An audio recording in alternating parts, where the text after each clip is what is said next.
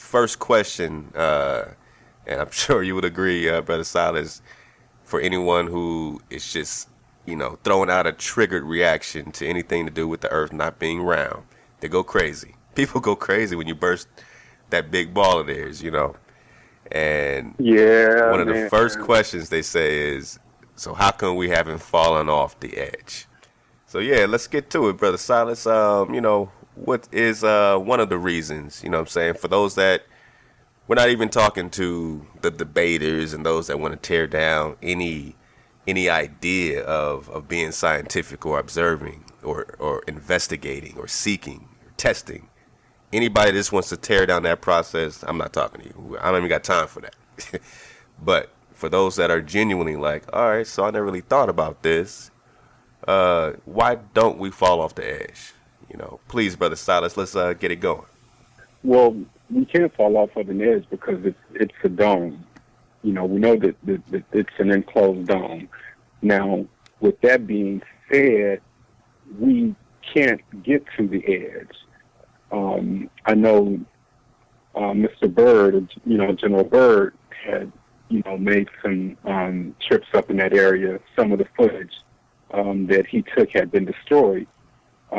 Excuse me, but he could definitely, it was definitely indicated that beyond the ice, in areas therein, there was land, there was temperatures that were normal,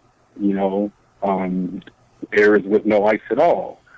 So we can't get to those areas because, and a lot of people already know, or most people that pretty much follow the flat earth movement or the flat earth concept, is that it's military, protected, militaries or, from what I think is like either is it 12 or maybe 30 countries or something like that, or maybe even more that are guarding that area. And as you mentioned before, in one of the previous shows, that these countries can't come together for anything else but to protect that area around the Arctic. They will not let you, get on that. So you can't get to the edge. And that's the thing, with the Antarctic Treaty, and I implore all the listeners, all Drop Nation out there, and I call you Drop Nation because we are a nation, Kwam Yasharala, and we got the drop. So, hey, we Drop Nation. Deal with it, you know what I'm saying? Check it out. Check out the Antarctic Treaty. There's a website, ats.aq.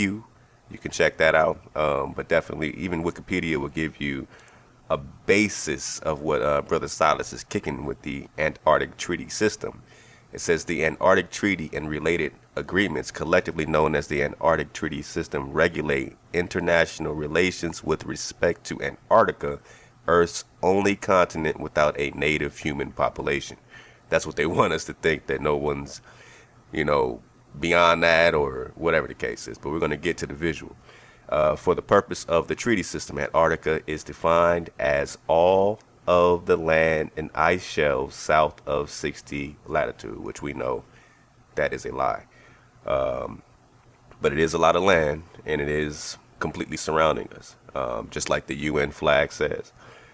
The treaty entering into force in 1961, and as of 2015 having 53 parties, sets aside Antarctica as a scientific preserve, establishes freedom of scientific investigation, and bans military activity on that continent. We know that's a big puff of smoke right there. But you gotta chew the meat, spit the bone. So what we do see is that it's 53 parties. So that's 53 of the biggest big dogs that have had a treaty since 1961. And all this serious stuff, Russia, U.S., this went down, this is happening, all this stuff happening, the puppet show is what we call it. Meanwhile, this treaty has never been broken. It's the longest lasting treaty. And, when you research these maps, research, just the flags, everything, when you can see visually the ice surrounding us, and, factually, based on explorers, will tell you that this wall is between 100 to 200 feet tall. I'll read a little bit off of this site right here, the Atlantean Conspiracy. It's a good site as well. Good drop here. And just, relax for a second. You know, we're not trying to convince anything. We're trying to get information now and be scientific about what our world is. Some people say, why give it any time of day? It's a distraction, or it's distracting us from, focusing on our commandments or something. I mean, if being scientific about any topic distracts you from the commandments, that's your fault. That's your problem. If exploring and observing your habitat distracts you from the commandments of the Most High, that is a big problem you got. That should be embedded in you. So I don't want to hear about this distraction stuff, because when we awake to the lies that have been fed into us, it is our duty to rise above deception. When do we stop rising? Because other folks don't want to get into it. They don't want to research. They don't want to, relearn or unlearn. They don't want to go through that process. It's a tedious process to them because they've assumed something as true. But why would the government pump something as truth when it's never been proven, when you've never seen an actual image?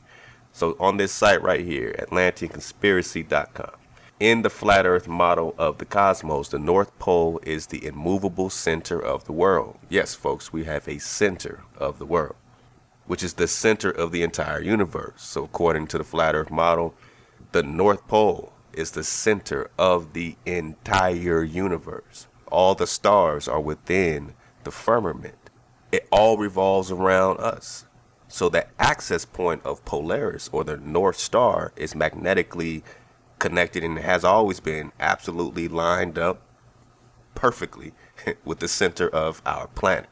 So if we are spinning at over 1,000 miles per hour, hurling through space at 67,000 miles per hour, in a Milky Way galaxy going 2 million miles per hour, and we're spinning and spinning, we would see different stars, guys. I mean, going 70,000 miles per hour all this time, we would see different constellations. But that is a map for a reason. Those are signs for a reason, whatever the case is, because they are fixed. Everything up there is fixed. It all moves together around the access point of the North Star, which they call Polaris. The sun circles around and around the circumference of the Earth every 24 hours. So instead of the sun being some big gaseous ball 96 million miles away, there's an equivalent mathematical model with the flat earth model. And that's the deception right there, is that the math lines up on both models perfectly. So either you're going to believe the sun is 96 million miles away, or you're going to believe the sun is only between 3,000 and 3,500 miles away. Mathematically speaking, those line up perfectly. Now, when you look at the evidence, you can see the hot spots of the sun. You can see the rays bending into the earth, which gives you evidence that it's not 96 million miles away. Because why would the rays be coming in at an angle? It's so far away, everything should be coming straight at us. Instead, we have the light coming into the earth at angles and bending at sharp angles because of the closeness of the sun. So the sun circles over and around the circumference of the earth every 24 hours, steadily traveling each day from the equator during the March vernal equinox up to the Tropic of Cancer at the June summer solstice, back down to the equator for the September autumn equinox, and all the way down to the Tropic of Capricorn on the December winter solstice. In the flat earth model, the South Pole does not exist at all, and Antarctica is instead a giant ice wall extending the circumference of the earth, holding in the oceans like a giant bowl or a World Cup. As strange as this concept may sound at first, it is a fact that if you set a bearing due south from anywhere on earth, inevitably at or before 78 degrees southern latitude, you will find yourself face to face with an enormous ice wall towering 100 to 200 feet in the air, extending to the east and west the entire circumference of the world. So why don't we fall off the edge? There's a barrier. The Most High is very intelligent about this thing. It's not as, it can't be flat or else we fall off. If that's where you start, man, you got to unlearn a lot of things.